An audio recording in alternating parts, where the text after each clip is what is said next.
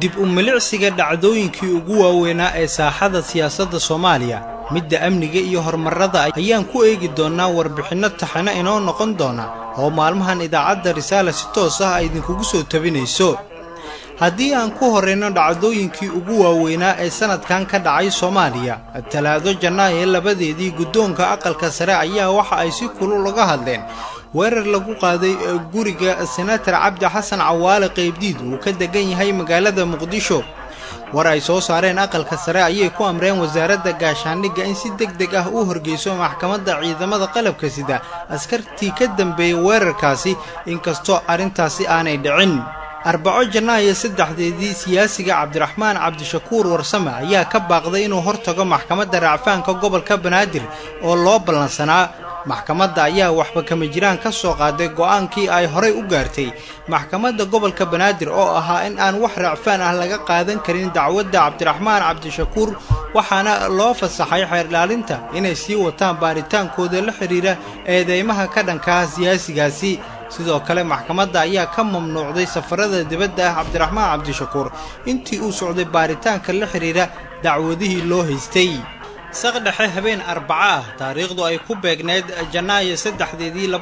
2018 warar soo baxay ayaa xaqiijiyay in saddex wasiir oo ka tirsan xukuumadda Soomaaliya xilalkii laga qaaday wasiiradaasi waxay kala ahaayeen Yuusuf Garaad Cumar wasiirkii arrimaha dibadda Soomaaliya oo lagu bedelay Danjire Axmed Ciise Cawad oo ahaa safiirkii Soomaaliya u fadhiyay dalka Mareykanka waxaa kaloo xilka laga qaaday Cabdi Faarax Saciid Juxa wasiirkii arrimaha gudaha waxaa lagu bedelay injineer Cabdi Maxamed Sabriye oo ahaa nin ganacsade in muddo ku noolaa dalka Kenya sidoo kale waxaa xilka laga qaaday Qadra Axmed Ducaale wasiiradda ganacsiga waxaa lagu bedelay Maxamed Cabdi Xayir Maareeye oo horey u soo noqday wasiirkii warfaafinta Soomaaliya xilka qaadistaasi waxa ay soo shaac baxday subax Khamiis aroor hore ah maalin kadib ayaa wasiirkii arrimaha gudaha Soomaaliya Cabdi Saciid Faarax Juxa oo ka hadlay wareegtada xafiiska ra'iisul wasaaraha ka soo baxday oo xilka looga qaaday wuxuu sheegay inuu idaacadaha ka maqlay isaga oo ku sii socdo garoonka diyaaradaha aadan cadde si uu u qaban qaabiyo safar madaxweynaha uu ku tagi lahaa magaalada Garowe isniin Janaayo 15keedii Al-Shabaab ayaa markii u horeysay war ka soo saaray mowqifkooda ku aadan Sheekh Muqtaar Roobo Cali Abu Mansuur oo wada hadal xilligaasi kula jiray dawladda Soomaaliya isla markaana isku soo dhiibay bishii Agoosto ee sanadkii hore 2017 bil kadib markii uu Mareykanka ka saaray liiska argagixisada afayeenka guud ee Al-Shabaab Cali Maxamuud Raaga Cali Dheere ayaa sheegay in muddo ah uu soo jiray kala duwanaansho u dhaxeeya Al-Shabaab iyo Muqtaar Roobo isagoo xusay inuu isagu jiray dhowr arrimo oo ay ka mid yihiin caqiidada iyo arrimaha ku aadan hay'adaha ka howlgalaya deegaanada ay Al-Shabaab gacanta ku hayaan taasina ay keentay waxyaabaha ugu waaweyn ee ay ku kala aragti duwanaayeen Roobo iyo Al-Shabaab maalin Khamiis Janaayo 18keedii gudaha dekedda magaalada Muqdisho ayaa lagu dhex toogtay sarkaal ka tirsanaa ciidamada badda oo lagu magacaabi jiray General Saciid Aadan Dheere Saciid Marino sarkaalka la dilay oo maamulayay qayb ka mid ah dekedda waxaa lagu magacaabi jiray Saciid Marin kaas oo si weyn looga garanayay dekedda sarkaalkan waxaa dilkiisa ka dambeeyay nin isaga ku xigeen u ahaa iyadoo oo ninkaasi gacanta lagu soo dhigay maalin Jimco ah 19kii bishii Janaayo 2018 dawladda Soomaaliya ayaa sheegtay in ilaa 32 caruur ah ay ka soo badbaadiyeen Al-Shabaab kadib weerar ay ku qaadeen iskuul ku yaala gobolka Shabeellaha Dhexe maalin Axad Janaayo 22keedii 2018 sanadkan sii dhamaanaya madaxweynaha Soomaaliya Maxamed Cabdullaahi Farmaajo ayaa wareegto uu soo saaray u magacaabay gudoomiyaha gobolka Banaadir Cabdiraxmaan Cumar Cismaan Yariisow oo hore u ahaa wasiirka warfaafinta iyadoo dhammaan xilalkii laga qaaday xubnihii hayay xilalka gudoomiye ku-xigeenada iyo xogayaha guud ee gobolka Banaadir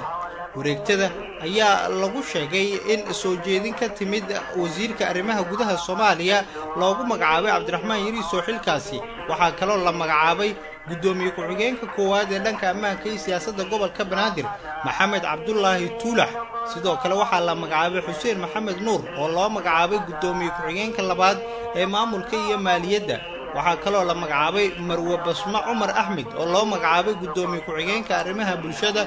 iyo sidoo kale Aadan Sheekh Cali Fiido oo loo magacaabay gudoomiye ku-xigeenka howlaha guud halka xogayaha guud ee gobolka Banaadir loo magacaabay Umar Cabdirasaaq Xuseen waxaana si toos ah xilkii looga qaaday gudoomiyihii gobolka Banaadir Taabid Cabdi Maxamed iyo xubnihii kale ee la shaqeynayay ku-xigeenadiisa kadib markii maalmo ka hor Taabid uu sheegay kadib markii gobolka Banaadir lagu doortay oo gudoomiyaasha ay doorteen sida uu sheegay أحد جناية كوي لباتن كيدي قدوميه هوري مامل كقبل كبنادر تابد عبد محمد أو كهذا مركي وهوريسي خلاف كصباح الكقادستيسي سوق لدحق لإسقي مدحتوية الصومالية أيها شيء انقلاف كأسلحان وكوهي لبقضب تابد أيها شيء قضب كوهري خلاف كاني وها حسلوني ذا عاصمة أو سيدا وشجاهد أرنس جود يسجار أهبا وباهن نبضونما يضع الله إلى لنا ينبضي سرين تشرعك qodobka labaad ayuu ku sheegay shirkii wadatashiga ee nabadda iyo horumarinta gobolka Banaadir oo ahaa shir dhinacyo kala duwan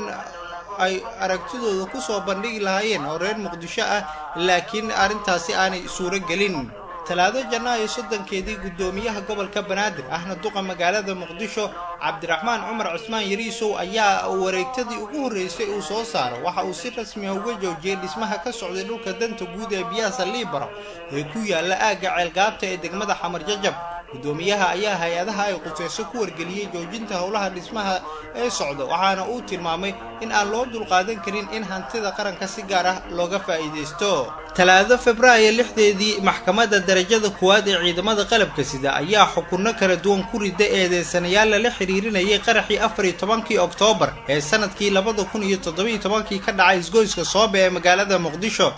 maxkamadda ayaa tan wixii ka dambeeyay qaraxaasi ku howlaneed baarista sida uu dhacay qaraxa iyo waliba dadkii ka dambeeyay waxaana ay ugu dambeyn riday xukunno isugu jira xabsi daa'in xarig iyo eedeysanayaasha qaar oo la sii daayay kadib markii wax dambi ah lagu waayay maxkamadda ayaa Xasan Aadan Isaaq Cali ku riday xukun dil toogasho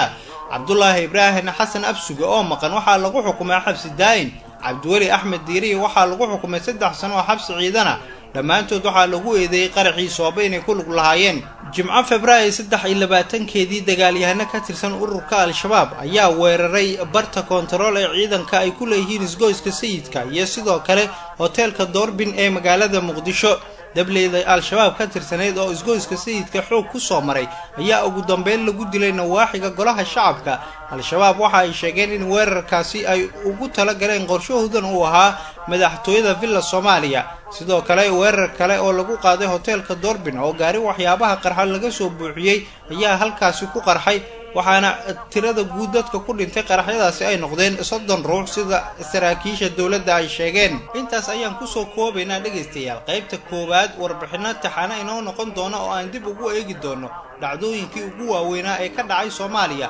sanadkan sii dhamaanaya